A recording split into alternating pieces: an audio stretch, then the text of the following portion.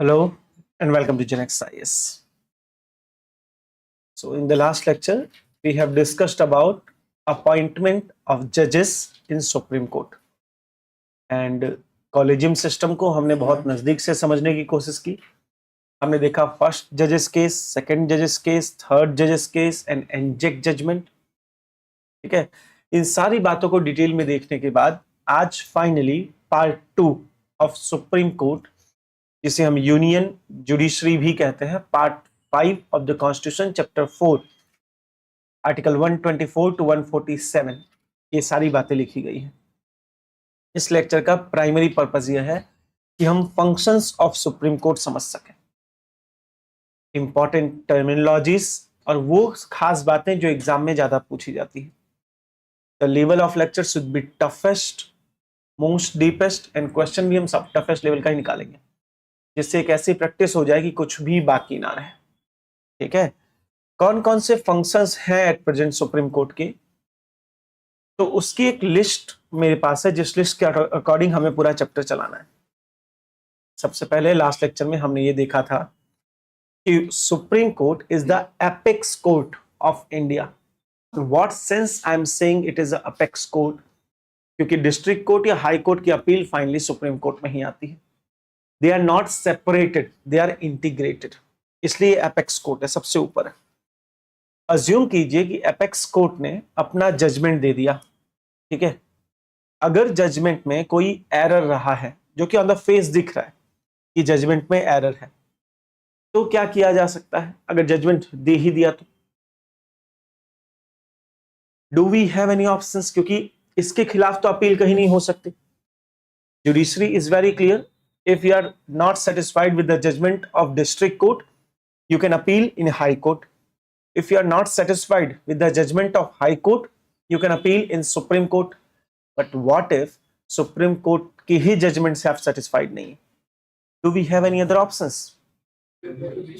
Exactly. But thing is here कि ये सबसे बड़ी गलती है जो सभी बच्चे कर रहे हैं। Review petition is not an appeal. ये अपील नहीं है, ना ही सुप्रीम कोर्ट के जजमेंट से आप नहीं सेटिस्फाइड इसलिए रिव्यू करा सकता है। रिव्यू पिटीशन कहां डिफाइन की गई है? तो अंडर आर्टिकल 137। ठीक है, 136 बहुत डिटेल में हमें रिव्यू पिटीशन की बात करता है। वो बताता है कि रिव्यू पिटीशन क्या है, उसका नेचर समझिए। रिव्यू पिटीशन का नेचर अपील का नहीं है। मतलब अगर आप सुप्रीम कोर्ट के जजमेंट से सेटिस्फाइड नहीं हैं, इसलिए आप रिव्यू फाइल कर रहे हैं, तो वो फाइल नहीं होगा।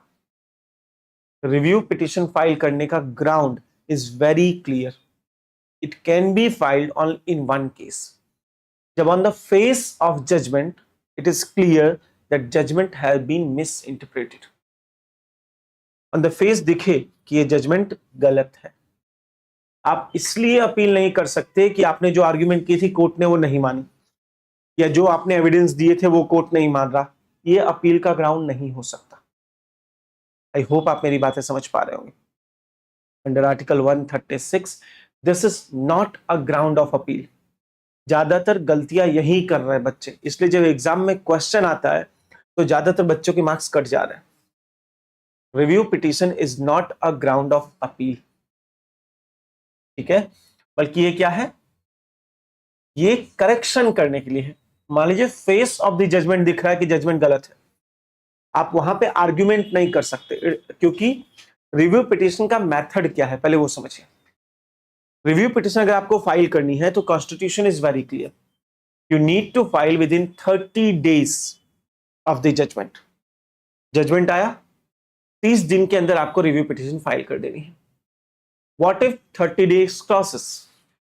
तो जनरल सर्कमस्टेंसेस में 30 डेज क्रॉस होने के बाद सुप्रीम कोर्ट नहीं एंटरटेन करती। ठीक है, but if you have sufficient ground, अगर आप ये प्रूव कर दो कि सर मेरे पास, मैं कोमा में पड़ा था, कहां से अपील करूंगा? हो सकता नहीं मैं कोमा में हूं। तो इन दैट सिनेरियो अगर आप प्रूव कर दो कि कुछ ऐसी सिचुएशन थी जो अनअवॉइडेबल थी, इसकी वजह से टाइम क्रॉस हुआ, then Supreme Court can even take your appeal after 30 days. अब देखिए यही सब क्या है, यूपीएससी में बेटा क्वेश्चन बनता है। कि after 30 days your appeal can not be filed, तो आपको कुछ चीजें बहुत ध्यान से समझनी है कि review petition is not a petition of appeal, ये हमें समझना है, ठीक है। Generally 30 days time is required, but in case of exceptional circumstances,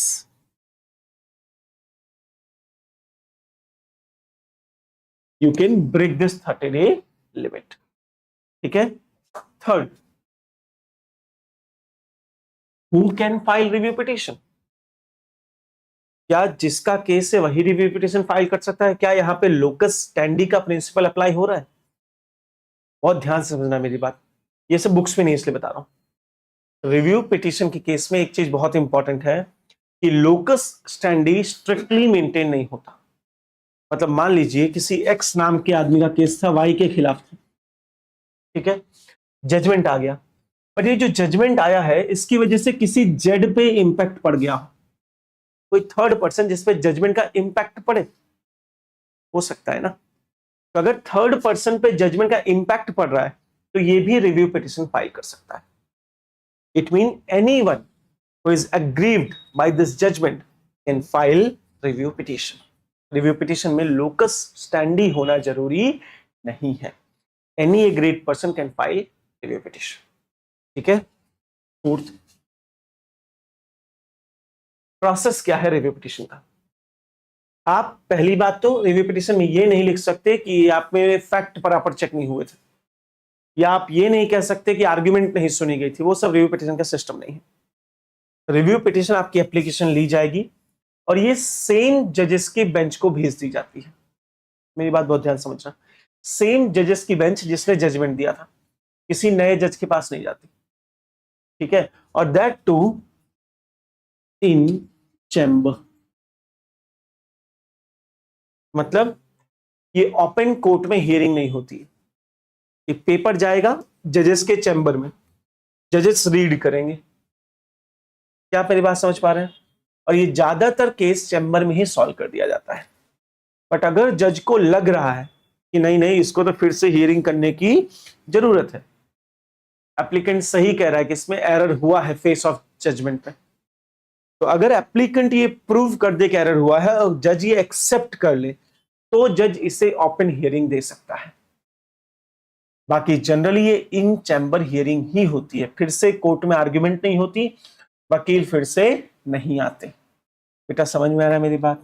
ऊपर से तो नहीं जा रहा, टफ नहीं लग रहा, पक्का? Okay. But according to supreme court rules of 2013, यहां पे एक बहुत इंटरेस्टिंग फैक्ट है।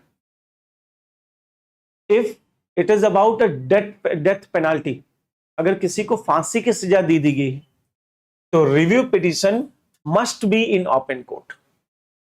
ये एक स्पेशल एडिशन है, स्पेशल सेफ गार्ड है।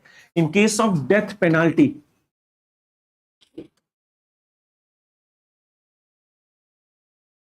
Review petition must be in open court for at least 430 minutes. Open court का मतलब होता है दोनों वकील फिर से आएंगे, आर्ग्यूमेंट फिर से सुनी जाएगी और ये ओपन कोर्ट में होगा। ये पहले नहीं था, ये सुप्रीम कोर्ट रूल्स 2013 के बाद इंट्रोड्यूस हुआ है कि in case of death penalty एक ओपन हियरिंग होनी चाहिए, ठीक है। अब जैसा कि हमें पता है डेथ पेनाल्टी कितने जजों की बेंच देती है भाई? जब डेथ पेनाल्टी देने के लिए कितने जज होने चाहिए? चलिए ऑप्शन दो, 2, 3, 5, 7, 5। 5 तो कॉन्स्टिट्यूशनल बेंच में होते हैं, 3 जजेस। जनरली डेथ पेनाल्टी 3 जजेस द्वारा दी जाती है, ठीक है। अब मेरी बात समझना, इसीलिए रिव्यू पिटीशन में जब डेथ पेनाल्टी की रिव्यू होती है तो वहां एटलीस्ट 3 जज होना मैंडेटरी है। इन नॉर्मल सर्कमस्टेंसेस 3 जजेस होने चाहिए, क्योंकि 3 जजेस ही डेथ पेनाल्टी देते हैं, उसका रिव्यू भी 3 जज करेंगे। और ये कौन होंगे? The same who have given the judgment. इसमें जजेस बदल नहीं रहे, आप सेम आदमी के सामने फिर से रिक्वेस्ट कर रहे हो, क्योंकि आप अपील नहीं कर रहे हो। आप ये नहीं कह रहे कि आदमी ने गलत जजमेंट दिया था, बल्कि आप उससे बता रहे हो कि सर जो जजमेंट था वो तो सही था, बट शायद फैक्ट प्रेजेंट करने में गड़बड़ हो गई। क्या आप मेरी बात समझ पा रहे हो? इसलिए ये बात समझना आप लोग, ज्यादातर टीचर्स इसे रिवर्स डायरेक्शन में पढ़ाते हैं। वैसे पढ़ाते हैं रिव्यू पिटीशन का फायदा क्या है, सेम जज के पास तो जाती है। तो भाई साहब फायदे के लिए है भी नहीं रिव्यू पिटीशन। रिव्यू पिटीशन जज की कॉम्पिटेंस पे क्वेश्चन नहीं कर रहा। रिव्यू पिटीशन ये नहीं कहता जज ने गलत जजमेंट दे दिया है। रिव्यू पिटीशन ये कहता शायद मैंने करेक्ट प्रेजेंट नहीं किया है, क्या एक और चांस ले सकते हैं। It is a corrective measure, not a appellate measure. दोनों का अंतर समझना बेटा। जो लोग लीगल ज्यूरिस्प्रूडेंस को नहीं समझते और एक बुक पढ़ के आ गए पढ़ाने, वो ये पढ़ाते हैं कि रिव्यू पिटीशन का क्या ही फायदा है, सेम जजेस के पास तो जाती है। उनको पता ही नहीं है कि सेम जजेस के पास ही जाएगी भाई, क्योंकि करेक्टिव मेजर है। समझना आप, ठीक है। मान लीजिए आप लोग को इस क्लास में कोई प्रॉब्लम आई, आप गए वृष्टि के पास, बताया, आपको लगा कि नहीं वी आर नॉट सेटिस्फाइड, तो you have options, go to ma'am, ठीक है। आपने उन्हें कंप्लेन की, still you are not satisfied, you have options, come to me, ठीक है। हायरार्की सेट हो गई। At last when you came to me, आप ये नहीं कह रहे हैं कि क्या सही क्या है, आप कहते हो जो नीचे वाला दिया वो गलत है, मैडम का डिसीजन गलत है या रजिस्टर का डिसीजन गलत है, एम आई राइट और रॉन्ग। आप ये आओगे मेरे पास कहने, बट व्हाट इफ मेरे पास आया और मुझसे भी सेटिस्फाइड नहीं है, तो in the hierarchy system this is last options. अब आप मुझे ही नहीं कह सकते कि आप ही गलत हो। मुझे गलत कहने के लिए मेरे ऊपर कोई होना चाहिए, सुप्रीम कोर्ट को गलत कहने के लिए सुप्रीम कोर्ट के ऊपर कोई होना चाहिए, कोई है ही नहीं। तो यहां हम गलत नहीं ठहरा रहे। मान लो सेटिस्फाइड नहीं भी हो तो आप वापस आओगे, रीडिंग रूम में बैठोगे, फिर से डिस्कशन करोगे कि चलो ना यार सर के पास इस बार दूसरा एंगल लेके जाते हैं, क्या पता मान जाए। एम आई राइट और रॉन्ग, बस सेम सिस्टम है रिव्यू पिटीशन का। पहले रिव्यू पिटीशन को समझो, जब तक उसको नहीं समझोगे तब तक मिस इंटरप्रिटेशन ही करते रहोगे, ठीक है। आई होप ये एकदम क्लियर है आपके सामने। तो अगर कोर्ट चाहे तो वो ओपन हियरिंग करे, but it is not mandatory. In case of death penalty it is mandatory of at least 30 minutes. हाँ बेटा, sorry, in case of retirement of जज तो जो सीनियर मोस्ट जज होता है उसे इस बेंच में ज्वाइन कर लेते हैं, ठीक है। ये आपके रिव्यू पिटीशन की पूरी कहानी है बेटा, under article 136 of Indian constitution. हाँ बेटा, हाँ हाँ, जजमेंट चेंज हो सकता है, हुआ भी है, बहुत बार हुआ है। मैं आपको कुछ बहुत ब्यूटीफुल एग्जांपल थोड़ी देर में बताऊंगा, आप शॉक हो जाएगा, ओहो ये रिव्यू पिटीशन थी, ठीक है। कुछ क्वेश्चन सॉल्व करें इस टॉपिक से तो और क्लियरिटी मिलेगी बेटा। मेरे भी आज यूट्यूब चल नहीं रहा है, पता नहीं क्यों। एक मिनट, मैं मेरे फोन में चालू कर तो किसी की कमेंट ही नहीं दिख रही। Give me a second. लगता है कि सारे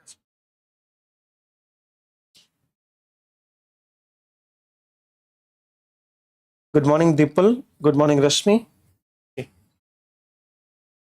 बच्चों ऑनलाइन भी आंसर देना आप लोग, ठीक है। पहला क्वेश्चन रिव्यू पिटीशन का आपकी स्क्रीन पे, ये सारे फैक्ट्स हैं जो आपके एग्जाम में ऐड करते जाना। The power of supreme court to review its own judgment is a constitutional power derived from Article 137, making it independent of any statutory law made by Parliament. Is it true or false? Article 137 में review petition, don't worry. तो ये सही हो गया, गलत हो गया? हाँ, गलत कौन बोला बे? क्यों गलत? मतलब समझ नहीं पाया मैं, आप लोग क्या बता रहे हो? हाँ मतलब क्यों, क्यों नहीं है इंडिपेंडेंट? मेड बाय, क्या मेड बाय पार्लियामेंट? फेंक रहे हो तुम लोग, ये सिंपल है ना, सब फेंक रहे। देखिए यहां तक ये सही है कि रिव्यू पिटीशन आर्टिकल 137 में लिखी गई है, बट उसी में नेक्स्ट लाइन लिखी है कि review petition is also subjected to judicial review, sorry subjected to law made by parliament. अगर पार्लियामेंट कल को कोई लॉ बना दे तो वो जो प्रोसेस डिफाइन करेगी वो प्रोसेस फॉलो करना पड़ेगा। तो it is not independent of parliament, it actually depends on parliament, क्योंकि कॉन्स्टिट्यूशन तो खाली इतना बताता है कि रिव्यू होना चाहिए, कैसे होना चाहिए वो तो लॉ बताएगा ना। तो लॉ कौन बनाएगी? पार्लियामेंट। तो how it can be independent of parliament? इस बेसिस पे ये स्टेटमेंट गलत हो जाता है, ठीक है। Next, A review petition is maintainable only on the ground of apparent error on the face of the record and cannot be entertained if the ground pleaded is mere repetition of old arguments. Yes, old argument की repetition नहीं होता, खाली एक ही ground है review petition का, that is apparent error on the face of the records. ठीक है. Third, in criminal proceeding, a review petition cannot be entertained except on the ground of an error apparent on the face of the record, whereas in civil cases the ground are broader as per order XL7 of CPC. That's absolutely true. समझना, ये बहुत detail में, I know, इतना मत याद करो, simple शब्द में याद रखना कि सिविल केसेस में this power is very broad. बहुत सारे ऐसे चांसेस जहां पे सिविल केसेस में आपको ऑप्शंस मिल जाता है रिव्यू पिटीशन का. क्रिमिनल केसेस में एक ही है कि फेस ऑफ द रिकॉर्ड में एरर होना चाहिए. सिविल में बहुत सारे अदर ऑप्शंस हैं. Fourth, if a review petition is dismissed by Supreme Court, the aggrieved party has no further judicial remedy. अगर रिव्यू पिटीशन भी डिसमिस कर दी तो अब कोर्ट में कोई ऑप्शंस नहीं बचता है. दिस इज रॉन्ग, क्योंकि इसके बाद भी एक ऑप्शन है जो सुप्रीम कोर्ट ने डिराइव किया हुआ है, दैट इज क्यूरेटिव पिटीशन, जो हमारा नेक्स्ट टॉपिक होगा. इस तरह options 2 and 3 are correct, 1 and 4 are incorrect, only 2 options are correct. ये इस लेवल का क्वेश्चन है बेटा कि एक बार अगर ये क्वेश्चन आपने कर लिया है तो मुझे नहीं लगता कि आपको इसके बाहर कुछ भी करने की जरूरत है. Sir, what's the concept of curative petition as evolved by SC of India? The Gujarati बेटा, wait for a few minutes. Next topic हम क्यूरेटिव पिटीशन पे ही आने वाले हैं. That was derived in Ashok Hurra judgment, Rupa Ashok Hurra versus Hurra judgment. Curative petition हम पूरा detail में देखेंगे. उसके बाद जो रिसेंटली राज फाउंडेशन हो तो भी हम बात करेंगे. गिव मी सर्टेन टाइम बेटा, अभी टॉपिक रिव्यू का है. Will jump to curative petition after 5 minutes. Next question देखिए, थोड़ा और डेप्थ में है. As per supreme court rule 2013, a review petition must be heard by the same bench that delivered the original judgment unless the judges concerned have retired or are unavailable. Absolutely. Review petition must be heard by the same bench of judges. The Constitution mandates that all review petition must be decided by bench consisting of at least 5 judges. No such constitutional mandate is necessary. Unlike regular review, a review petition is usually decided by circulation in the judges' chambers without oral argument unless otherwise ordered by the court. Absolutely.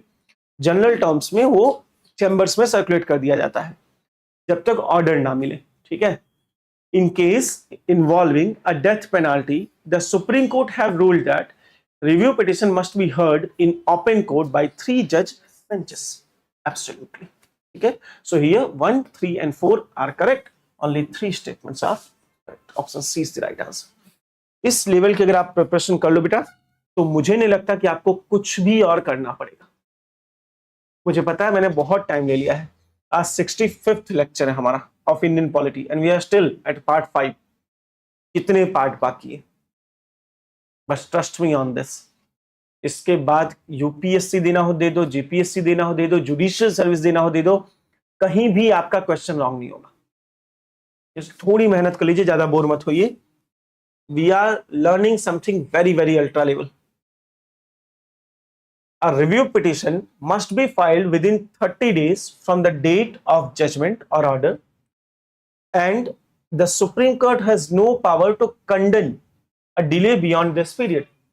Supreme Court have power to condemn beyond this period if exceptional circumstances arises. Second, the doctrine of merger implies that once a review petition is filed, the original judgment is stayed automatically. And now what is doctrine of merger? मान लीजिए lower court ने कोई judgement दिया है या supreme court का खुद का जजमेंट है कि ध्रुव को फांसी दे दी जाए. क्यों? नंबर कम लाया है ना. ध्रुव को फांसी देने का जजमेंट आ गया है. ठीक है. ध्रुव ने रिव्यू पिटीशन डाल दी, तो रिव्यू पिटीशन डालते ही क्या ध्रुव की फांसी पे हॉल्ट लग जाएगा? मर्जर का डॉक्ट्रिन किसे कहते हैं कि जैसे ही ऊपर केस चालू हो गया तो नीचे जो जजमेंट था ऊपर के जजमेंट के साथ मर्ज कर दिया जाता है. जैसे ऊपर अगर सुप्रीम कोर्ट ने बोला कि आजाद कर दो तो नीचे का जजमेंट कैंसिल हो जाएगा. उसको मर्जर का डॉक्ट्रिन कहते हैं कि जैसे ही केस चालू होता है नीचे का जजमेंट रुक जाता है, हॉल्ट कर जाता है. जैसे हाई कोर्ट ने कहा कि भाई फांसी दे दो 10 दिन बाद, इसने सुप्रीम कोर्ट में केस डाल दिया, तो जब तक सुप्रीम कोर्ट में केस चलेगा तब तक फांसी नहीं होगी, हाई कोर्ट का जजमेंट हॉल्ट कर दिया जाएगा, क्योंकि इसके जजमेंट को मर्ज कर दिया है सुप्रीम कोर्ट के साथ। क्या आप मेरी बात समझ पा रहे हो? रिव्यू पिटीशन में ये अप्लाई नहीं होता। रिव्यू पिटीशन खाली फाइल कर देने से आपकी पनिशमेंट नहीं रुक जाएगी। हाँ, रिव्यू पिटीशन जब सुप्रीम कोर्ट एक्सेप्ट कर लेगा तब पनिशमेंट रुकेगी। लॉजिक समझ में आ रहा है? आपसे कहा गया कि आपको उठा के जेल में डाल दो, आपने रिव्यू पिटीशन डाल दी, फिर भी जेल में जाओगे जब तक रिव्यू पिटीशन हियरिंग के लिए नहीं जाती। जब सुप्रीम कोर्ट एक्सेप्ट कर लेगा रिव्यू पिटीशन, हियरिंग चालू होगी, उसके बाद बच सकते हो, बट तुम्हारा प्रीवियस जजमेंट कंटिन्यू रहता है। मतलब रिव्यू पिटीशन फाइल करने से डॉक्ट्रिन ऑफ मर्जर नहीं लगेगा, रिव्यू पिटीशन एक्सेप्ट करने के बाद डॉक्ट्रिन ऑफ मर्जर लग जाएगा। यह स्टेटमेंट रॉन्ग हो जाता है। Third, a pro bono third party who was not a party to the original litigation can file a review petition if they can demonstrate they are an aggrieved person by the, am I right or wrong? मैंने बताया था कि bona fide अगर आप prove कर पाओ, third statement is correct. The Gujarati, किस question का थर्ड स्टेटमेंट बेटा? ट्रिपल 3 में बी, 2 में डी, ओके 3 में बी, तो here only third statement is correct while 1 and 2 are false. ठीक है, ये क्लियर है आप सभी को? चल सकते हैं आगे? चलिए, let's jump to the very next topic of curative petition, last resort. Until 2004 India में last resort was review petition, जो कॉन्स्टिट्यूशन के आर्टिकल 137 में मेंशन्ड है। ठीक है, but supreme court in a very famous Rupa Ashok Hurra versus Ashok Hurra judgment, supreme court have evolve a new doctrine. उन्होंने कहा कि एक आध और ऑप्शंस तो होना चाहिए, है कि नहीं? क्योंकि रिव्यू पिटीशन का सिस्टम आप देख रहे हो, सेम जज के पास जा रहा है वगैरह। व्हाट इफ जज में ही कोई एरर हो? हमारे पास एक ऑप्शन तो होना चाहिए, कोई अल्ट्रा ऑप्शन। तब सुप्रीम कोर्ट ने एक डॉक्ट्रिन इवॉल्व की जिसे हम क्यूरेटिव पिटीशन कहते हैं। यहां पे सुप्रीम कोर्ट ने कहा कि देखिए, if you are not satisfied with even the review petition, you have one more option, file a curative petition. बहुत ध्यान से समझना, in what time period they can file the curative petition. According to Supreme Court rules 2013, there is no time limit. जैसा curative petition में था 30 days, वैसा sorry review petition में, वैसा क्यूरेटिव पिटीशन में कोई 30 डे का टाइम पीरियड नहीं दिया जाता। Am I clear? But it doesn't mean कि कोई टाइम लिमिट नहीं है। In Supreme Court rules of 2013 it is written it must be in reasonable time frame. It is not till infinity or eternity कि जब मन कहे तब, in a reasonable time frame। Judgment आप आए, आप 4 साल बाद क्यूरेटिव पिटीशन फाइल करने जाओगे तो सुप्रीम कोर्ट डिनाई कर देगा, बोलेगा 4 साल क्या कर रहे थे। यहां कोई हार्ड एंड फास्ट रूल नहीं है कि 15 दिन या 20 दिन या 25 दिन, but there must be a reasonable delay.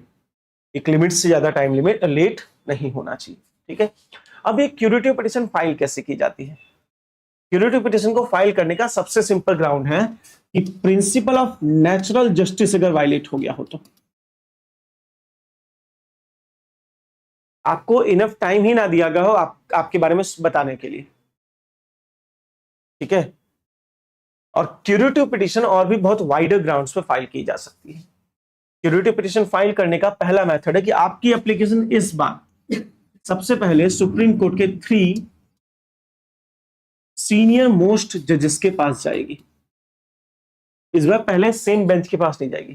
First it will be to the senior most जजेस। ठीक है, इन तीनों के पास सबसे पहले रिव्यू पिटीशन आपकी भेजी जाएगी। Right, not review, curative petition. अब इन तीनों के पास ऑप्शंस है कि मेरिट्स एंड डीमेरिट्स चेक करें। आपकी पिटीशन का मेरिट एंड डीमेरिट चेक किया जाए। ठीक है, मेरिट एंड डीमेरिट चेक करने के बाद अगर इन्हें लगता है कि इस क्वेश्चन में मेरिट है, देन वो क्या करेंगे, इसको फिर से सेम बेंच के पास ट्रांसफर कर देंगे। मतलब अगेन जज तो नहीं बदलने वाले। ठीक है, case will be transfer again to the same bench और फिर से हियरिंग स्टार्ट की जाएगी। ये हियरिंग भी इन चैम्बर हियरिंग ही होती है। इन एक्सेप्शनल केसेस इसे आप ओपन कोर्ट में डिस्कस कर सकते हो, बाकी इन चैम्बर है, सर्कुलेट कर दिया जाएगा, जजेस अपने चैम्बर में बैठकर डिसाइड कर लेंगे। Am I clear? This is about curative petition I want to discuss with you guys. अगर आपको इतना पता हो तो हम थोड़े क्वेश्चन सॉल्व करते हैं, कॉन्सेप्ट ज्यादा क्लियर होगा। कभी भी तैयारी ना क्वेश्चन बेस्ड करनी चाहिए। जब तक आपको क्वेश्चन सॉल्व करने नहीं आ रहे, आपकी प्रिपरेशन की कोई वैल्यू नहीं है। क्योंकि हमेशा थियरी पढ़ने से ज्यादा बेटर है क्वेश्चन सॉल्व करो, क्वेश्चन चीजें लाइफ टाइम याद रहती है। देखिए पहला क्वेश्चन है, with reference to the curative petition in Indian Supreme Court, consider the following statement. The concept of a curative petition is a statutory right provided under Supreme Court Rule 2013 to ensure that no person suffer due to judicial error. देखिए ये कोई statutory right नहीं है, it is a judicial invention. इसको supreme court ने invent किया है, कोई स्टैट्यूटरी राइट ये नहीं है। प्रोसेस इसमें लिखा गया है, बट इसको इन्वेंट किसने किया है? सुप्रीम कोर्ट ने, है ना। किस केस में? Rupa Ashok Hurra versus Ashok Hurra. Second, a curative petition can only be entertained if the petitioner established that there was a violation of principle of natural justice, such as not being heard before passing of an adverse order. Absolutely, ये सही है। Third, the petition must specifically aver that the grounds mentioned in the curative petition were previously raised in the review petition and were dismissed by the court। ये बिल्कुल गलत है। कोई भी ऐसा ग्राउंड आप रेज नहीं कर सकते जो रिव्यू पिटीशन में आपने पहले से उठाया हुआ है और सुप्रीम कोर्ट ने एक बार उसको डिसमिस कर दिया है। आप ये नहीं कह सकते कि सर मैंने ये तो रिव्यू पिटीशन में लिखा था, रिव्यू पिटीशन में डिसमिस कर दिया इसलिए क्यूरेटिव फाइंड कर रहा हूं। अलाउड नहीं। एक बार रिव्यू में डिसमिस हो गया तो डिसमिस हो गया, इसमें कुछ नया लाओ। क्या समझ में आ रहा है? मुझे पता है टफ है ज्यादा। Unlike a review petition, a curative petition does not require a certificate or certification from a senior advocate to be filed. अब ये बड़ा इंटरेस्टिंग फैक्ट है। रिव्यू पिटीशन फाइल करने के लिए हमें एक सीनियर एडवोकेट की सर्टिफिकेट होनी चाहिए। सीनियर एडवोकेट ये सर्टिफाई करे कि हाँ सच में ग्राउंड है। बाकी तो हर आदमी रिव्यू फाइल करेगा, सुप्रीम कोर्ट कंटाल जाएगा। इसलिए हमने एक चेक लगाया हुआ है। क्यूरेटिव पिटीशन में 3 लेवल का चेक है। एक एडवोकेट ऑन रिकॉर्ड पहले सर्टिफिकेट देगा, सीनियर एडवोकेट सर्टिफिकेट देगा, और इतना नहीं खुद भी आपको सर्टिफिकेट देना पड़ेगा कि ये मेरा इंटेंशन गलत नहीं है। क्या आप समझ पा रहे हो? बहुत सारे सर्टिफिकेशन लेवल्स है, 3 लेयर्स ऑफ सर्टिफिकेशन। और अगर इसके बाद भी कोर्ट को लगता है कि आपने जो क्यूरेटिव पिटीशन फाइल की और टाइम पास के लिए फाइल की है तो आप पे हैवी फाइन इंपोज कर देगा। बहुत इंटरेस्टिंग बात है जो किसी भी किताबों में मिलता है। ये सब किताबों वैसे भी नहीं है, नाम लिख देते हैं curative petition, that's it. But ये याद रखिएगा कि क्यूरेटिव पिटीशन फाइल करने के लिए we have various layers of check. Advocate on record, senior advocate, इन दोनों की सर्टिफिकेट लगती है, जबकि रिव्यू पिटीशन में खाली एक सर्टिफिकेट लगती है। इन दोनों को सर्टिफिकेट लगाने के बाद ही आप क्यूरेटिव पिटीशन फाइल कर सकते हो। ठीक है, तो ये वाला स्टेटमेंट क्या हो जाएगा हमारा? गलत हो जाएगा। इस तरह only 2 is the correct statement. ठीक है, एक ही सही है, बाकी तीनों गलत है। डन। क्या हुआ दवे जी, एक्सप्रेशन बदल गया एकदम, नहीं समझ में आ रहा? टफ लगी? कहां पे लगा बताइए?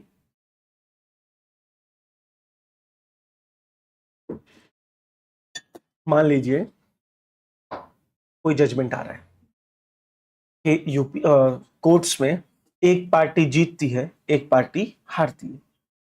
तो इस तरह तो हमेशा एक पार्टी तो अनसेटिस्फाइड ही रहेगी, तो वो क्या करेगी? रिव्यू पिटीशन डालेगी ही डालेगी, है कि नहीं?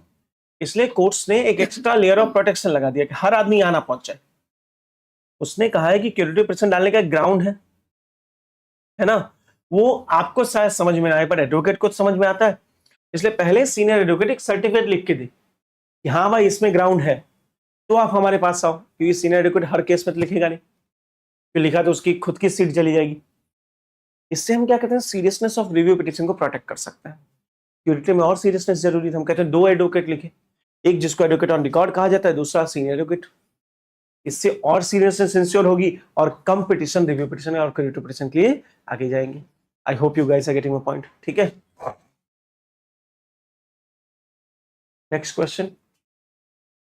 Every curative petition is first circulated to a bench comprising the 3 most senior judges of Supreme Court and judges who pass the original judgment.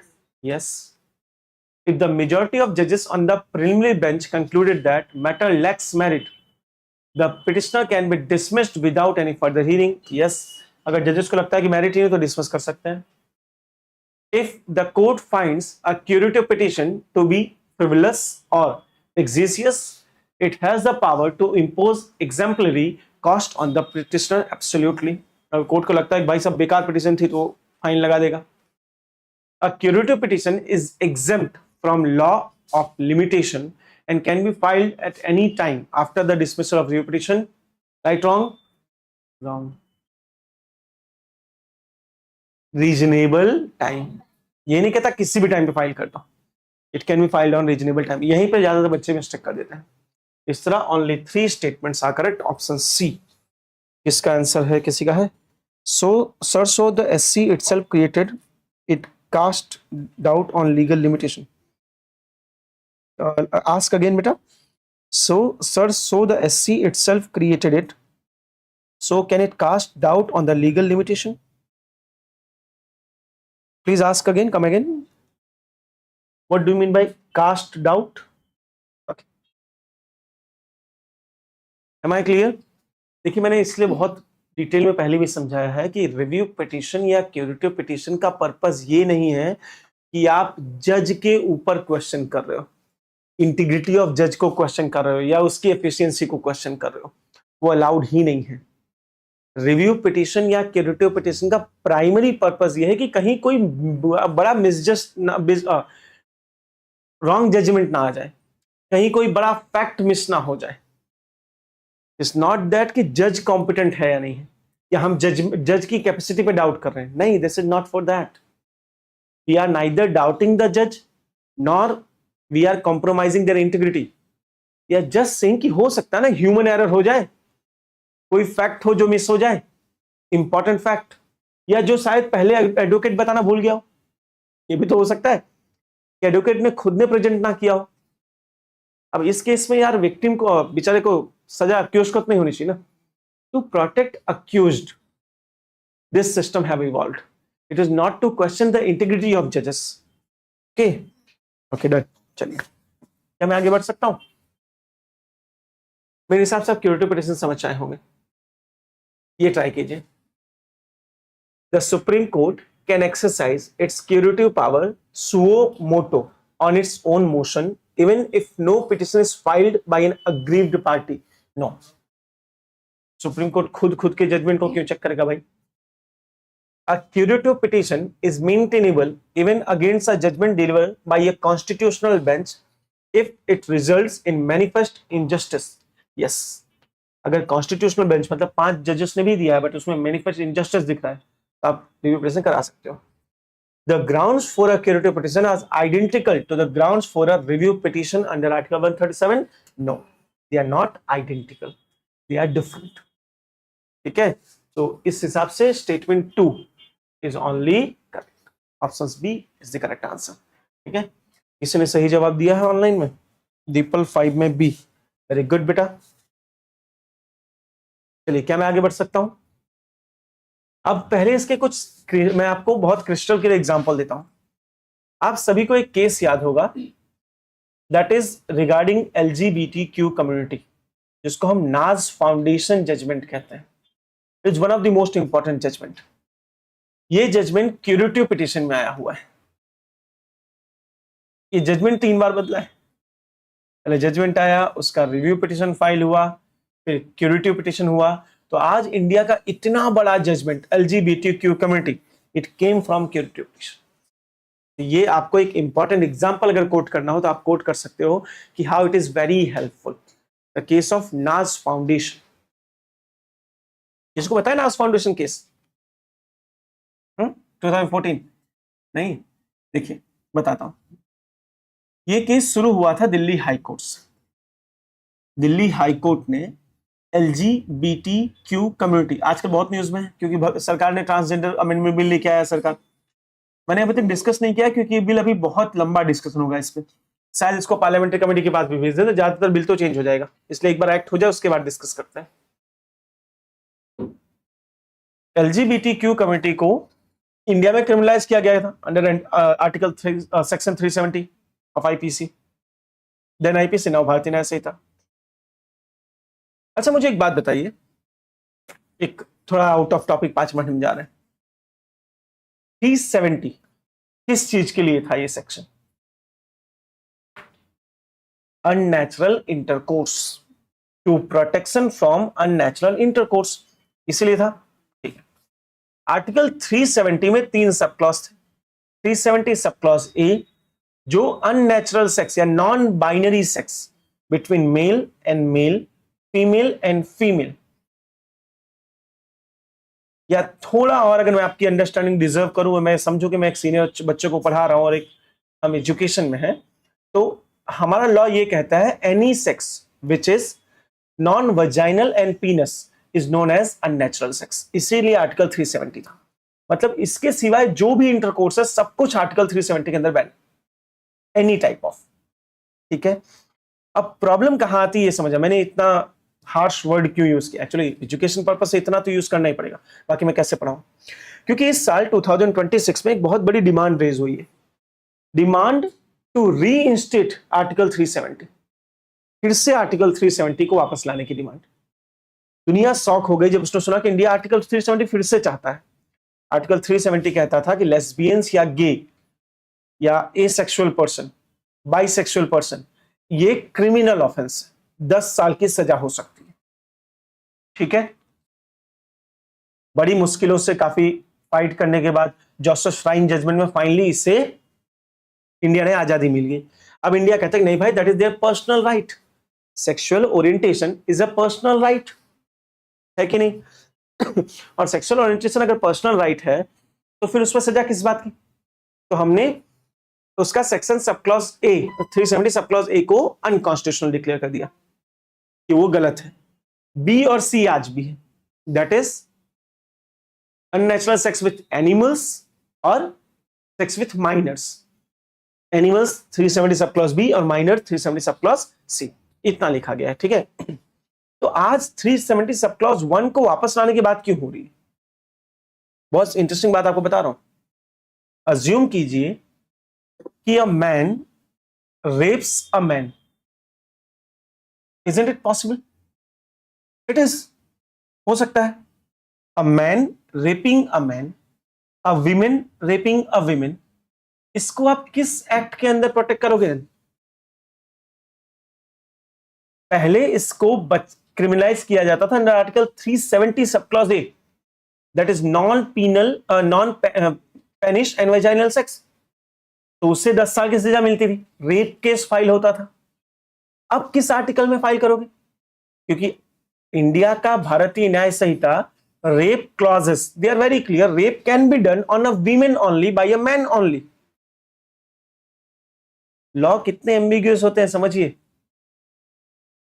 Laws are very clear कि in case of rape court will assume the accused is a man and victim is a women. What if both are man? A man raping man, a women raping women, then we don't have any protection. तो अगर आज ऐसा होता है तो क्या हो रहा है पता है? सजा किस बात में मिलती है? फिजिकल असॉल्ट, कि मारा है। हमारे पास कोई लॉ ही नहीं है इस चीज से प्रोटेक्शन के लिए। Are you guys getting my point? इसीलिए जरूरी है 370 सब क्लॉज ए को वापस लाना, but not in original format, but to protect this unnatural sex. क्या आप समझ पा रहे हैं? ये बहुत बड़ी डिबेट है इस समय लीगल फ्रेटर्निटी में हो रही है। 2026 में, और government is seriously taking care of that. Maybe in near future you will get to know कि भारतीय न्याय संहिता में ये चीज रजिस्ट्रेट कर दी गई। तब शायद पॉलिटिकल लेक्चर ना रहे हो, शायद मैं टीचर ना रहा हूं, या कुछ भी परिस्थिति हो सकती है, किसको पता है। तब आप अपना ब्रेन लगाना कि ये उन्हें क्रिमिनलाइज नहीं कर रहा LGBTQ को, बट इज क्रिमिनलाइजिंग अ रेप। ठीक है, चलिए फिर वापस आते हैं, कहां से कहां पहुंच गए थे। वो जो नाच फाउंडेशन, दिल्ली हाईकोर्ट ने जजमेंट दिया कि भाई साहब LGBTQ को ये जो क्रिमिनलाइजेशन है गलत है, आर्टिकल 370 अनकॉन्स्टिट्यूशनल है। केस सुप्रीम कोर्ट पहुंचा, सुप्रीम कोर्ट ने कहा बराबर अनकॉन्स्टिट्यूशनल है, रिव्यू हुआ, कॉन्स्टिट्यूशन कर दिया, क्यूरेटिव में फिर से अनकॉन्स्टिट्यूशनल कर दिया। क्यूरेटिव पिटीशन में सुप्रीम कोर्ट ने नाच फाउंडेशन जजमेंट में दिल्ली हाईकोर्ट के जजमेंट को टर्न कर दिया था और LGBTQ के राइट्स को खत्म कर दिया था। फिर उसी जजमेंट को सुप्रीम कोर्ट ने ही ओवरटर्न किया जोसेफ साइन ने। क्या समझ पा रहे हैं? पक्का? चलिए फिर कभी, ये पूरा क्लियर है आप सबको, रिव्यू पिटीशन, क्यूरेटिव पिटीशन। अब आगे चलते हैं और सबसे और इंपॉर्टेंट टॉपिक डिस्कस करते हैं, that is court of record. किसी बच्चे को कुछ पूछना हो तो यू कैन आस्क। पहले चेक कर लेता हूं, चाइल्ड एंड एनिमल, एग्जैक्टली बेटा, okay. Next topic is court of record. Now what is court of record? देखिए, constitution defines what is court of record. Court of record ऐसे किसी भी court को कहा जाता है जिनके जो जजमेंट्स हैं they are preserved until infinity. इनके जजमेंट्स को हमेशा प्रिजर्व करके रखना पड़ता है। क्यों? क्योंकि इनके जजमेंट लोअर जुडिशरी के लिए एक प्रूफ या एविडेंस का काम करते हैं जिसपे लोअर जुडिशरी क्वेश्चन रेज नहीं कर सकते। एग्जांपल देता हूं, समझना। मान लीजिए केस चल रहा है कि एक्स नाम के किसी आदमी ने किसी को पत्थर मारा है और सुप्रीम कोर्ट ने कहा कि ऐसा कोई भी केस हो उसमें 2 साल की पनिशमेंट देना। ठीक है, सिमिलर केस किसी हाई कोर्ट में आया, हाई कोर्ट ने 3 साल की सजा दे दी, तो वकील सिंपली ये कह सकता है कि सर सुप्रीम कोर्ट ने ऑलरेडी 2 साल की सजा का प्रेसिडेंस अपने जजमेंट में रखा है। So whatever judgment is profounded by supreme court of India is a precedence for entire judiciary in India. क्या आप मेरी बात समझ पा रहे हो? 100%। कोई भी इस चीज को डिनाई नहीं कर सकता। इवन सुप्रीम कोर्ट को भी अपना अगर प्रेसिडेंस चेंज करना है तो पिछले से ज्यादा जज चाहिए। तो पहले 5 जजों ने कोई जजमेंट दिया है, तब 7 जज चाहिए उसको ओवरटर्न करने। ठीक है, कोर्ट ऑफ रिकॉर्ड का पहला फैक्शन ये होता है कि this acts as the precedence और as a evidence for lower courts and their judgment should be preserved till infinity. ठीक है, टिल इटर्निटी या इंफिनिटी, जो चाहो आप लिख दो। डन है बेटा जी? सेकंड, कोर्ट ऑफ रिकॉर्ड क्या होता है? कोर्ट ऑफ रिकॉर्ड की डेफिनेशन में एक और चीज आती है कि any such court which can punish for its contempt। Contempt क्या होता है मैंने आपको बहुत डिटेल में पहले पढ़ाया हुआ है। अंडर आर्टिकल 19 सब क्लॉज 2 हमने कंटेम्प्ट ऑफ कोर्ट पे एक पूरा लेक्चर लिया है, जिससे भी देखना वो लाइव जाके देख सकता है वापस, इसलिए मैं उसको सेम टू सेम यहां रिपीट नहीं करने वाला। हमने लाइबल का केस देखा था, याद है ना? हमने स्प्लेंडर का केस देखा था। कंटेम्प्ट ऑफ कोर्ट के लिए जो भी कोर्ट पनिशमेंट दे सके उसे कोर्ट ऑफ रिकॉर्ड मान लिया जाता है। मेरी बात समझ लो, सुप्रीम कोर्ट के केस में there is a huge difference. Supreme court ने अपने ही जजमेंट में यह प्रोनाउंस किया हुआ है कि contempt of court, supreme court अपने कंटेम्प्ट की सजा तो दे ही सकती है, बट वो हाई कोर्ट और डिस्ट्रिक्ट कोर्ट के कंटेम्प्ट की सजा भी दे सकती है। ऑल्दो हाई कोर्ट के पास खुद के कंटेम्प्ट को सजा देने की पावर है, सुप्रीम कोर्ट के पास ओवरराइडिंग पावर्स। सुप्रीम कोर्ट पूरे देश के किसी भी जुडिशरी की कंटेम्प्ट के लिए सजा दे सकती है। जबकि आप लक्ष्मीकांत पढ़ोगे तो आप यहां कंफ्यूज हो जाओगे। लक्ष्मीकांत कहता है कि supreme court can punish for their own contempt while high court can punish for their own contempt. High court have an additional power that they can punish for contempt of district court, but supreme court do not have such power. ये गलत है। Recently supreme court ने अपने judgement में clarify कर दिया है कि सुप्रीम कोर्ट है power to punish for the contempt of any court of the land, क्योंकि supreme court is an apex court.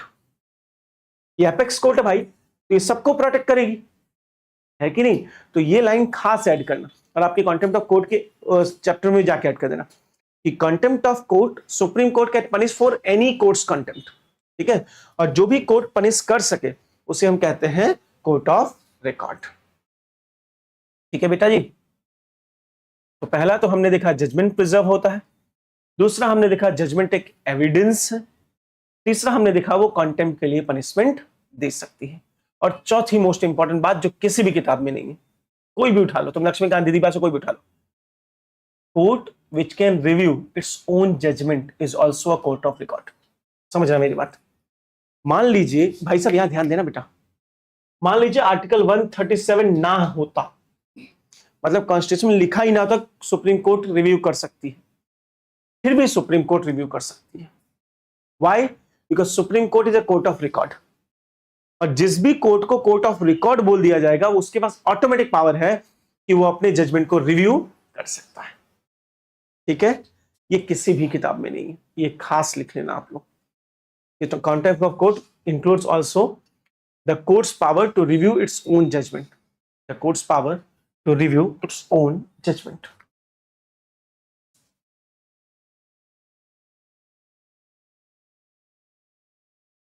ठीक है, चलिए एक क्वेश्चन सॉल्व करते हैं। With reference to the Supreme Court as a court of record under Article 129 of Constitution, article याद रखना बेटा, ये बहुत जरूरी है। आर्टिकल 129, कुछ इंपॉर्टेंट आर्टिकल्स हमें याद रखने ही पड़ेंगे। रिव्यू पिटिशन का आर्टिकल, ऑर्डिनेंस का आर्टिकल, पार्डन का आर्टिकल, सब नहीं याद रखो, चलो कुछ तो करना ही पड़ेगा। The court, the record of the supreme court are admitted to be evidentiary value and cannot be questioned when produced before any court of law. Yes, evidentiary value मतलब उसको एविडेंस माना जाएगा और कोई भी कोर्ट इस पे क्वेश्चन नहीं कर सकती। Second, the power of Supreme Court as a court of record includes the power to punish for contempt of itself as well as for the contempt of high court, subordinate court and tribunals functioning throughout entire country. Absolutely. अब यही statement आप किसी भी बच्चे को दे दो जो कितनी भी अच्छी इंस्टीट्यूट से तैयारी कर रहा हो, कोई ये क्वेश्चन सही कहे बताए, मैं मान जाऊं उसको, क्योंकि किसी बुक में नहीं। टीचर्स तो लक्ष्मीकांत पढ़ा के खुश हो जाते हैं, उसमें इतना क्रेडिट खा रहे हैं कि आपको पता कंप्लीट लक्ष्मीकांत। मेरा क्वेश्चन है कितने क्वेश्चन आए एग्जाम में लक्ष्मीकांत से? पूरा भ्रम और धोखेबाजी और व्यूज की कहानी अगर बंद कर दें और किसी में इतनी मानवता और ईमानदारी बची है कि जो बता सके कि कितने क्वेश्चन लक्ष्मीकांत से यूपीएससी में पूछे गए, तो मैं मान जाऊं। कोई नहीं बोल पाएगा। अब लक्ष्मीकांत ऐसा नहीं कि रिलेवेंट है, लक्ष्मीकांत हमेशा रिलेवेंट रहेगी, बट ऐसा basic book, foundational book Laxmikanth जैसी कोई नहीं है, उसमें कोई डाउट और डिबेट ही नहीं। It is the best foundational book. But क्या खाली फाउंडेशन से आज के क्वेश्चन सॉल्व हो सकते हैं? तो प्रॉब्लम कहां आ रही है कि हर स्कूल में, हर इंस्टीट्यूट में, हर कोचिंग में फाउंडेशन बैचेस चलाई जा रही है। ये हमारा काम है बच्चों को पढ़ने लायक बना दें, फिर वो खुद पढ़ लेंगे। तो फिर फीस किस बात के लिए? कुछ तो ईमानदारी रखते हैं। मेरा काम आपको पढ़ने लायक बनाना नहीं है, मेरा काम है आपको पास होने लायक बनाना। एक साल कंटिन्यू हमारे साथ तैयारी करने के बाद आपको फिर से तैयारी की जरूरत नहीं पड़नी चाहिए। पढ़े तो रिवीजन के लिए पढ़े, नया पढ़ने के लिए नहीं। तो टीचिंग है। बाकी मेरे हिसाब से फाउंडेशन कोर्स के नाम पे जो जुमला दे रहे हो तुम बच्चों को, ये धोखेबाजी के सिवाय कुछ नहीं। 25-25, 30-30 लेक्चर में सब्जेक्ट खत्म कर दिए जाते हैं। मैं तो सोचता हूं तो कैसे 1.5 घंटे हो गए, मेरा अभी 4 पिटीशन नहीं खत्म हुई है, और तुम इतने में सुप्रीम कोर्ट खत्म कर देते हो। और ऐसा मैंने ना कोई फालतू बकवास की है, कंटिन्यू पढ़ाया, टू द पॉइंट बात की, या अपने घर की कहानियां सुना रहा था, नहीं। तो फिर कैसे आप 2 घंटे में सेम टॉपिक कर सकते हो? उसका सिंपल मतलब है टीचर्स टॉपिक काट डालते हैं और बच्चों से कहते हैं जाओ पढ़ लेना। और भाई जब उसको खुद को ही पढ़ना है तो फीस तुमने क्यों ली? रिफंड करो।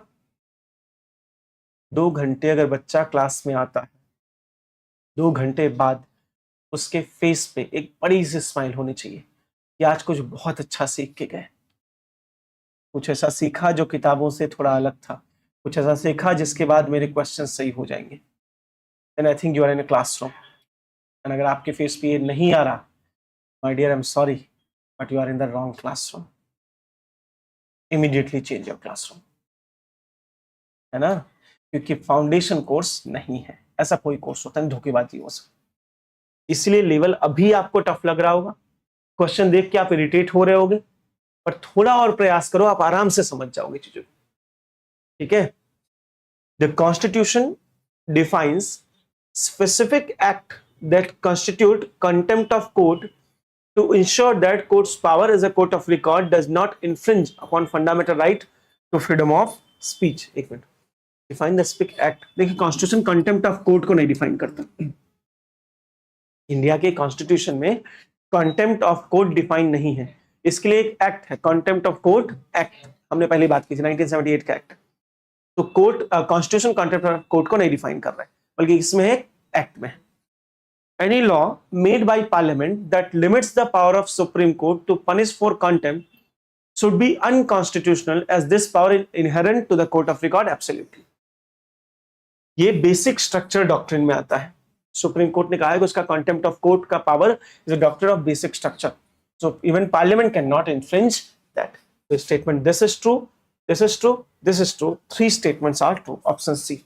आंसर में दीपल 2 में से गुड।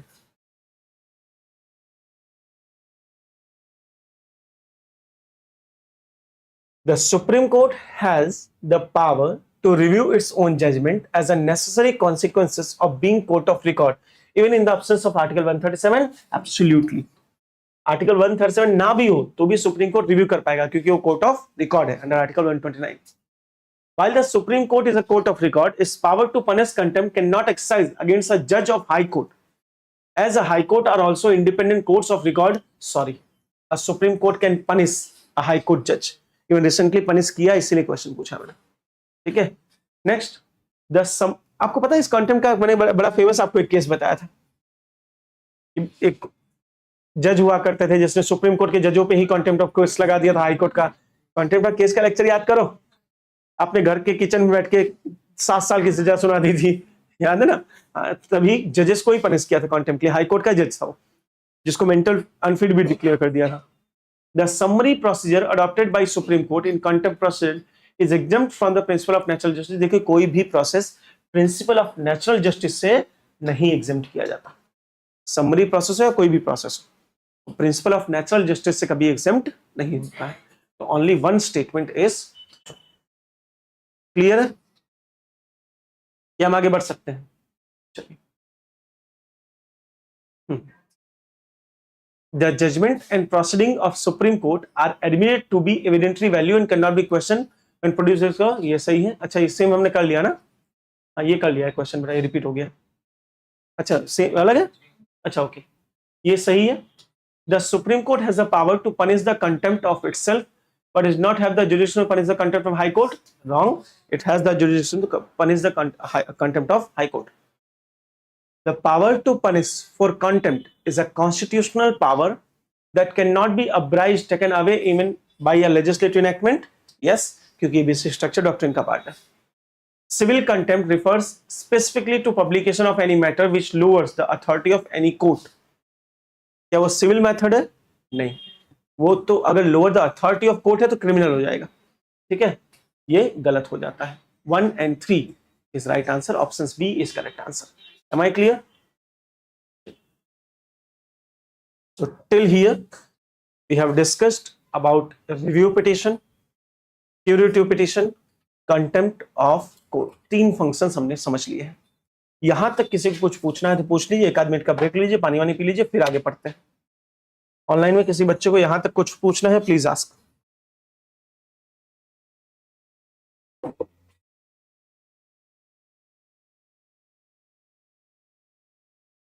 इस चैनल पे मेरे लास्ट लेक्चर से कल से मेरे सारे लेक्चर नए चैनल पे ही होंगे, जिसकी लिंक आपको डिस्क्रिप्शन सेक्शन पे मिल जाएगी। इस चैनल पे आज के बाद मेरे कोई लेक्चर नहीं होने वाले, मेरे लास्ट लेक्चर है, कल से I will shift to my new channel.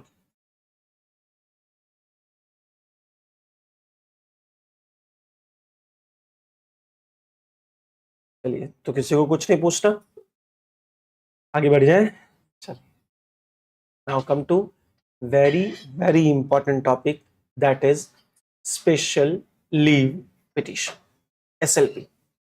Special leave petition वो पॉइंट है, जो पॉइंट भारत की सुप्रीम कोर्ट को एपेक्स कोर्ट बना देता है। भारत की सुप्रीम कोर्ट सभी कोर्ट से ऊपर क्यों है? क्योंकि उसके पास SLP है। व्हाट इज SLP, जरा समझना, मजा आएगी आपको। SLP is a discretionary power, ध्यान से समझना। It is a discretionary power, मतलब आपका राइट नहीं है, ये सुप्रीम कोर्ट का एक डिस्क्रिशनरी पावर है।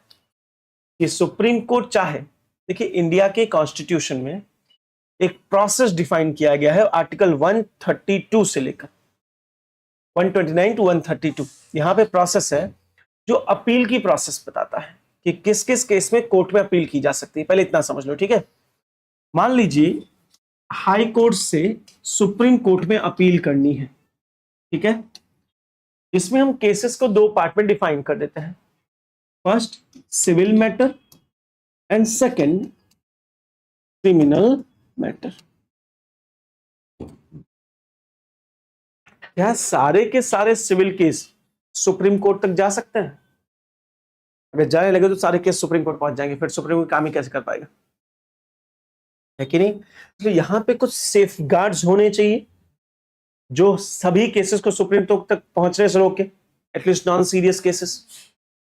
इसलिए इंडिया के ओरिजिनल कॉन्स्टिट्यूशन में कहा गया था कि any such case which involves 20,000 rupees, 20,000 rupees से ज्यादा का डिस्प्यूट है तो आप सुप्रीम कोर्ट जा सकते हो। ये 1950s की बात कर रहा हूं, तब 20,000 बहुत बड़ी बात हुआ करती थी। तब 20,000 में तो बंगलो मिल जाता था। तो 20,000 रुपीज से ज्यादा का अगर डिस्प्यूट है तो ही आप सुप्रीम कोर्ट में अपील कर सकते हो। और अगर हाई कोर्ट खुद ये सर्टिफाई कर दे कि इस केस में सुप्रीम कोर्ट के ओपिनियन की जरूरत, क्या आप मेरी बात समझ पा रहे हैं बेटा? सिविल मैटर्स में दो केस, पहला 20,000 रुपीज से ज्यादा का डिस्प्यूट, सेकंड हाई कोर्ट खुद सर्टिफाई करे कि इसमें सुप्रीम कोर्ट के इंटरवेंशन की जरूरत है, ठीक है। एक प्रॉब्लम क्या हुई, 1975 का दौर था, इमरजेंसी का टाइम था। तब इंदिरा गांधी के पुत्र हुआ करते थे संजय गांधी। संजय गांधी पॉलिटिशियन, बिजनेसमैन सब थे और इन्हें मोटर कार्स में बड़ा इंटरेस्ट था। तो संजय गांधी इंजीनियरिंग करने गए जर्मनी और मर्सरीज के शोरूम में काम किया, BMW मर्सरीज के। वहां इंजन्स बनाना सीखा और वहां उन्हें कार से प्यार हो गया। इंडिया है, सोचा इंडिया की खुद की कार क्यों नहीं हो सकती, and he laid the foundation of Maruti Suzuki, जो हम सब चलाते हैं। अब प्रॉब्लम ये थी, कार कंपनी डालने के लिए बहुत बड़ी जमीन चाहिए, है कि नहीं। हरियाणा में उस समय एक चीफ मिनिस्टर हुआ करते थे बंसी लाल, जो बेस्ट फ्रेंड थे संजय गांधी के। तो बंसी लाल ने हरियाणा के पास पड़ी सरकारी जमीन बहुत कम रेट पे दे दी मारुति सुजुकी को, ओन्ड बाय संजय गांधी।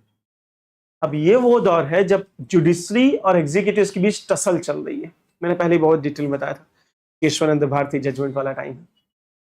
इंदिरा गांधी को डर था कि कहीं ऐसा ना हो कि ये केस सुप्रीम कोर्ट तक पहुंचे। हाई कोर्ट तक जजों को मैं मैनेज कर सकती हूँ, सुप्रीम कोर्ट तक पहुंच गया तो ये पूरा प्लान ही कैंसिल कर देंगे, क्योंकि जमीन की वैल्यू वर्थ लैक्स थी, 20,000 नहीं। ऐसा कुछ लोगों का मानना है, जबकि ओरिजिनली पार्लियामेंट ने ये ऑप्शंस दिया कि कुछ बहुत ज्यादा केसेस सुप्रीम कोर्ट तक पहुंच रहे हैं। इसलिए उन्होंने क्या किया, उन्होंने ये 20,000 वाली जो लिमिट थी वही निकाल दी कॉन्स्टिट्यूशन से। Article constitutional amendment act 30th constitutional amendment act 20,000 की लिमिट हटा दी। बोले अब कितने का भी डिस्प्यूट आप सुप्रीम कोर्ट नहीं जा सकते। तो सुप्रीम कोर्ट कब जा सकते हो, जब हाई कोर्ट ये सर्टिफाई कर दे कि ये इस मैटर में सुप्रीम कोर्ट की जरूरत है, और the case involves substantial question of law. मान लीजिए कॉन्स्टिट्यूशन पे क्वेश्चन हो या किसी लॉ पे ही क्वेश्चन है। अब जमीन का डिस्प्यूट कोई लॉ की बात तो नहीं है, तो इंदिरा संजय गांधी की मारुति सुजुकी हमेशा के लिए बच गई। बाकी ये केस पहुंचता सुप्रीम कोर्ट और क्लियर था, सुप्रीम कोर्ट कंपनी बंद करवा देती क्योंकि सुप्रीम कोर्ट नाराज बैठी थी उस समय। ठीक है, तो at present according to constitution what is the procedure for the appeal in civil cases? Two, either high court certifies और substantial question of law is involve. ठीक है, इन दो केसेस में आप सिविल केस को सुप्रीम कोर्ट तक ले जा सकते हो। ठीक, आप समझ रहे हो। क्रिमिनल का क्या प्रोसीजर? क्रिमिनल में कॉन्स्टिट्यूशन वाज वेरी क्लियर। अगर हाई कोर्ट ने लोअर कोर्ट से कोई केस छीन लिया और लोअर कोर्ट में किसी को आजाद कर दिया था, भाई तू बेगुनाह है, तो हाई कोर्ट से डेथ पेनाल्टी दे दे। केस था, केस में लोअर जुडिस ने कहा भाई तू बेगुनाह है जा, और हाई कोर्ट ने केस अपने हाथ में लेकर डेथ पेनाल्टी दे दी, तो you have automatic right to go to supreme court. ठीक है, इन रिसेंट टाइम इसमें और चेंजेस हो गए हैं। अब any case which involve death penalty must go to supreme court. अब कोई भी केस जिसमें डेथ पेनाल्टी सुप्रीम कोर्ट जाएगा, plus any case which has punishment of more than 10 years should go to supreme court, may go to supreme court. समझ रहे हैं? High court ने नीचे से केस लिया और 10 साल की सजा दे दी, तो भी आप सुप्रीम कोर्ट जा सकते हो। हाई कोर्ट ने नीचे से केस लिया और उम्र डेथ पेनाल्टी दे दी, आप सुप्रीम कोर्ट जा सकते हो। And third, if the high court certifies this case requires supreme court's opinion, then also आप सुप्रीम कोर्ट जा सकते हो। ठीक है, इन दोनों केसेस में criminal and civil, one thing is high court certification. What if high court certificate ना दे, कैसे जाओगे? What if question of law involve ना हो पर केस बहुत इंपॉर्टेंट हो, कैसे जाओगे? But you don't have option, क्योंकि कॉन्स्टिट्यूशन इज वेरी क्लियर, इतनी ही केसेस में सुप्रीम कोर्ट में अपील हो सकती है, इसके बाद अपील नहीं हो सकती। हाँ, इतने केसेस में अपील इज योर राइट, इसमें सुप्रीम कोर्ट केस लेने से मना नहीं कर सकता।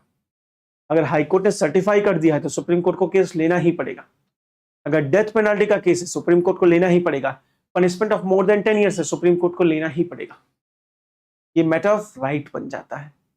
सो इसी को हम एपिलेट ज्यूरिसडिक्शन कहते हैं। ये क्या है बेटा? Appellate jurisdiction of supreme court, it is matter of right.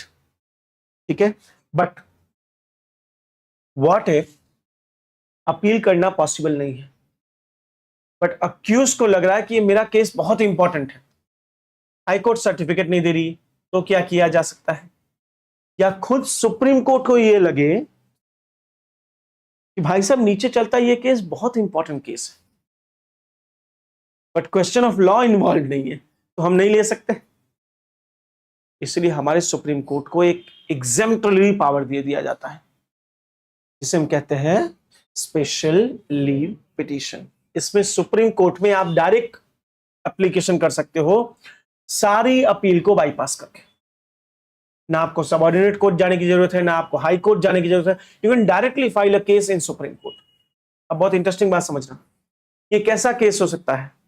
या तो जजमेंट आ गया हो, केस चल रहा हो, केस पेंडिंग हो, इंटरीम जजमेंट आया हो, किसी भी स्टेज पे case, at any stage you can simply call to supreme court. क्या मेरी बात समझ पा रहे हो? But as I said, it is not a matter of right. तो सुप्रीम कोर्ट आपका केस लेगा या नहीं लेगा ये फिक्स नहीं होता। आप एप्लीकेशन कर सकते हो। चलिए, आपने एप्लीकेशन किया, आपने एप्लीकेशन किसका किया? SLP का, स्पेशल लीव पिटीशन का। Now it has 2 stages। पहला, सुप्रीम कोर्ट एक प्रिलिमिनरी इंक्वायरी करेगी और सुप्रीम कोर्ट को लगता है कि हाँ भाई ये केस एक्सेप्ट करने जैसा है, तो supreme court will accept your SLP। और वो केस जिस भी कोर्ट में जहां भी चल रहा है बंद होगा, सीधे सुप्रीम कोर्ट आ जाएगा। ठीक है, बट अगर सुप्रीम कोर्ट लगता है कि आपका एसएलपी वैलिड नहीं है तो they can simply reject you SLP, तो आपका केस वहां नहीं जाएगा. It mean this is a discretion of court, not a matter of right. मैंने अपील किया मतलब कोर्ट को केस चालू करना पड़ेगा, ये जरूरी नहीं है. ठीक है, मैं अपील करूं, कोर्ट की इच्छा हो तो वो अपील एक्सेप्ट करेगा, नहीं हो ना बोल देगा. और कोर्ट ने अगर ना बोल दिया तो आपका केस वहीं खत्म, जहां था वहीं वापस चला जाएगा. ठीक है, किस किस सिचुएशन में ये लिया जाता है? जनरली कोई अर्जेंट मैटर हो जिसमें सच में सब्सटेंशियल क्वेश्चन ऑफ लॉ हो, उसमें supreme court special leave petition accept करती है. बाकी generally supreme court special leave petition accept नहीं करती. क्या क्लियर है आप सभी? इस तरह सुप्रीम कोर्ट के पास एक बहुत बड़ी पावर है कि वो इंडिया के किसी भी कोर्ट के पास से कोई भी केस छीन सकती है व्हेनेवर इट वांट. इसलिए ये एपेक्स कोर्ट है. आप समझे? किसी भी हाई कोर्ट में कोई भी केस चल रहा है, तेरे लायक नहीं, चले इधर, खत्म. चले आगे. इसी को एसएलपी कहा जाता है. इस पे एक क्वेश्चन सॉल्व करके देखते हैं.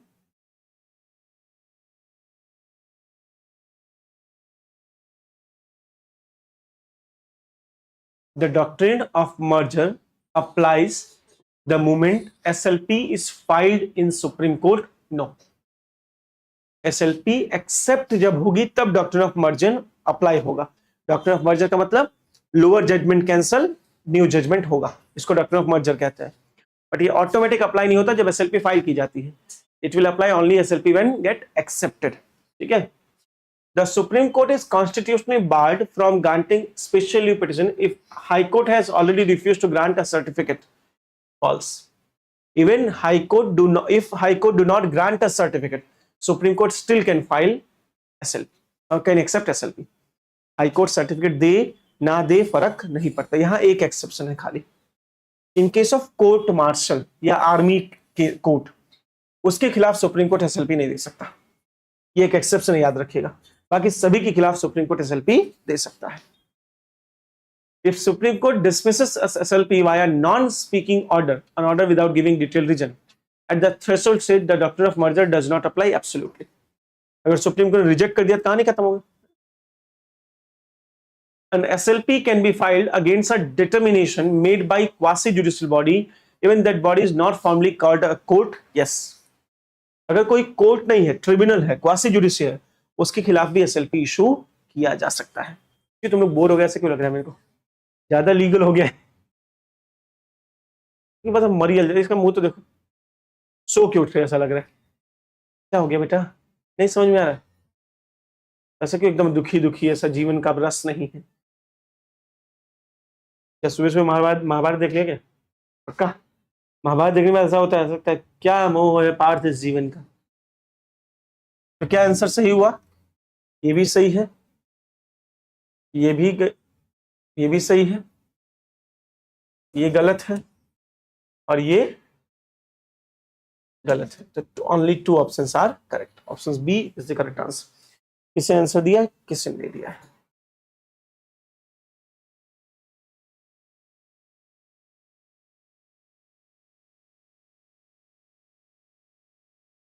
एक ही क्वेश्चन है वहां पे. नेक्स्ट टॉपिक स्टार्ट करें उससे पहले आप लोग ब्रेक ले लो, है ना. जग जाओ, चाय वाय पी लो. ऐसा लग रहा है सो ही गए ऑलमोस्ट. क्या बहुत डिटेल हो गया क्या? ज्यादा डिटेल में चले गए ऐसा? पीवाई क्यू उठा के देख लो, सेम डिटेल पूछ रहे हैं. पीवाई क्यू देखो, इससे नीचे के लेवल पूछते नहीं है. चलिए ब्रेक ले लीजिए, फिर से आते हैं वापस 10-15 मिनट में फिर से. ठीक है. ऐसा सो हो जाओगे तो लोचा हो जाएगा मेरे लिए. किसी बच्चे को कुछ पूछना है तो पूछ लीजिए बेटा. We will be back after 15 minutes of break. New lecture schedule हो जाएगा. 15 मिनट के ब्रेक के बाद हम फिर मिलते हैं.